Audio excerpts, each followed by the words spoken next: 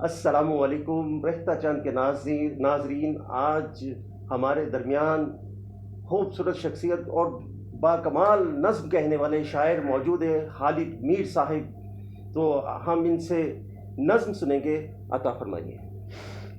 ایک نظم ہے جس کا عنوان ہے پھر یوں ہوا۔ پھر یوں ہوا۔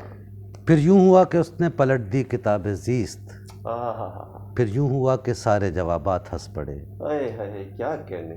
پھر یوں ہوا کہ دل کا دریچہ نہ کھل سکا، آہا، پھر یوں ہوا کہ بکھرے خیالات ہنس پڑے، کیا کہنے، واہ۔ پھر یوں ہوا کہ مجھ سے بدن روٹ سا گیا، آہا، پھر یوں ہوا کہ موسم و حالات ہنس پڑے، آہا، کیا کہنے۔ پھر یوں ہوا کہ خود کو سنبھالا نہ جا سکا، آہا، پھر یوں ہوا کہ مجھ پہ ہی دن رات ہنس پڑے، کیا پھر یوں ہوا کہ خود کو سنبھالا نہ جا سکا، آہا، پھر یوں ہوا کہ مجھ پہ ہی دن رات ہنس پڑے، کیا کہنے۔ پھر یوں ہوا کہ خود سے جدا بھی کیا اسے، آہا، پھر یوں ہوا کہ اپنے ہی جذبات ہنس پڑے، ہائے کیا۔ اور پھر یوں ہوا کہ دھوپ نے سایہ جلا دیا، اوہ، پھر یوں ہوا کہ دھوپ نے سایہ جلا دیا، پھر یوں ہوا کہ عمر کے اثرات ہنس پڑے، اور پھر یوں ہوا کہ حرف بغاوت لکھا گیا، پھر یوں ہوا کہ حرف بغاوت لکھا گیا، پھر یوں ہوا کہ جنگ کے ثمرات ہنس پڑے، پھر یوں ہوا کہ حرف بغاوت لکھا گیا،